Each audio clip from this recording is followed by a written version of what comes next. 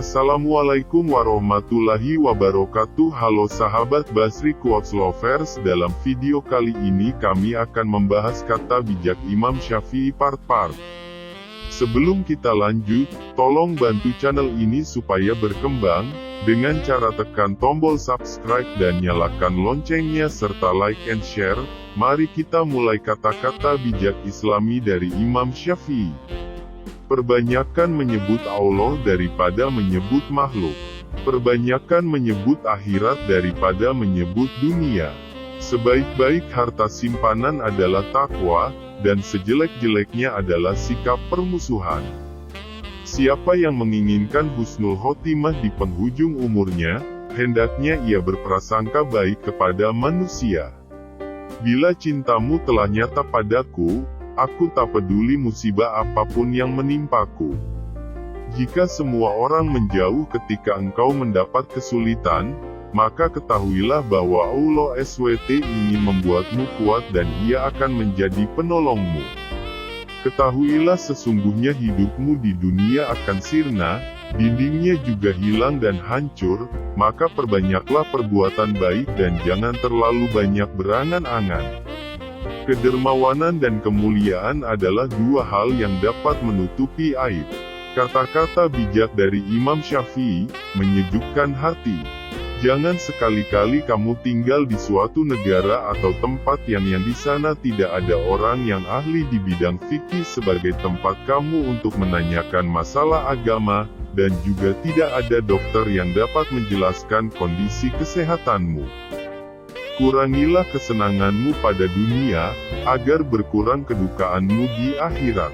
Dunia adalah tempat yang licin dan menggelincirkan, rumah yang hina, bangunan-bangunannya akan runtuh, penghuninya akan beralih ke kuburan, perpisahan dengannya adalah sesuatu keniscayaan, kekayaan di dunia sewaktu-waktu bisa berubah menjadi kemiskinan, bermegah-megahan adalah suatu kerugian. Maka memohonlah perlindungan Allah, terimalah dengan hati yang lapang segala karunia-Nya.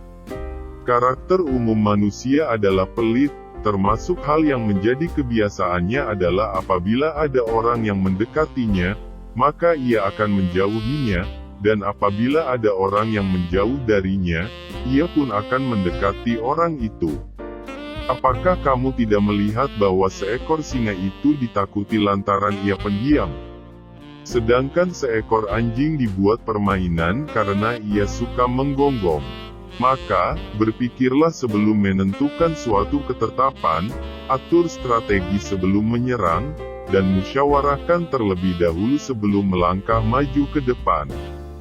Jangan terpesona dengan kehidupanmu di dunia sehingga meninggalkan kehidupan akhirat. Aku berteman dengan seorang sufi selama 10 tahun, aku tidak mendapatkan manfaat dari mereka kecuali dua hal, waktu adalah pedang, dan yang kedua, penjagaan diri atas sesuatu yang tiada guna. Andai saja kamu tahu bagaimana Allah menangani urusan-urusanmu, hatimu pasti akan luluh karena begitu mencintainya. Tanda sahabat sejati, ia menjadi sahabat dari orang yang bersahabat dengan sahabatnya. Marahnya orang yang mulia bisa terlihat dari sikapnya, dan marahnya orang yang bodoh terlihat dari ucapan lisannya. Setiap orang pasti ada yang mencintai dan ada yang membenci, karena engkau tidak dapat menghindar dari hal tersebut, maka bergabunglah bersama orang-orang yang taat kepada Allah. Orang paling tertipu adalah yang merendah di hadapan orang yang tidak menghargainya, yang mencintai orang yang tidak bermanfaat baginya, yang bangga dengan pujian orang yang tidak mengenalnya. Bila kau bingung pada dua makna dan tak tahu mana yang salah dan mana yang benar, maka hindari hawa nafsu, sebab nafsu menuntun jiwa kepada sesuatu yang tercela. Bekal paling merugikan untuk dibawa ke akhirat adalah permusuhan. Singa jika tidak keluar dari sarangnya, ia tidak akan mendapatkan makanan. Begitu juga dengan anak panah, jika tidak meluncur dari busurnya, anak panah tersebut tidak akan mengenai sasaran. Yang paling nampak pada diri manusia adalah kelemahannya, maka barang siapa melihat kelemahan dirinya sendiri, ia akan menggapai keseimbangan terhadap perintah Allah. Jika telah ada akar yang tertanam dalam kalbu, maka lidah akan berperan sebagai pemberi kabar cabangnya. Apabila kalian memiliki teman yang membantumu dalam ketaatan, maka genggam erat tangannya. Karena mendapatkan seorang sahabat itu sulit sedangkan berpisah darinya itu mudah. Kekenyangan dapat memberatkan badan, mengeraskan hati, mengusir kecerdasan, mengundang tidur dan melemahkan semangat ibadah. Jagalah lidahmu wahai manusia, jangan sampai ia mematukmu karena ia adalah ular. Tiada kesusahan yang kekal, tiada kegembiraan yang abadi, tiada kefakiran yang lama, tiada kemakmuran yang lestari. Aku tidak pernah berdebat dengan seseorang dengan tujuan agar dirinya mendengar apa yang salah, atau untuk mempermalukan dirinya dan menang berdebat atas dirinya.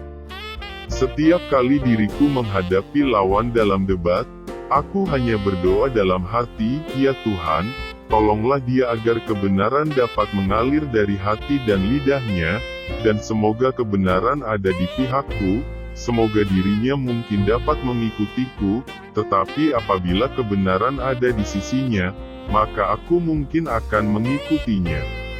Dirimu menganggap bahwa kamu tidak lebih dari sebuah badan, sesungguhnya di dalam dirimu ada sesuatu yang lebih besar dari semesta. Takabur, sombong, adalah akhlak tercela. Cahaya hati diperoleh dengan menjauhi maksiat dan meninggalkan sesuatu yang tidak bermanfaat.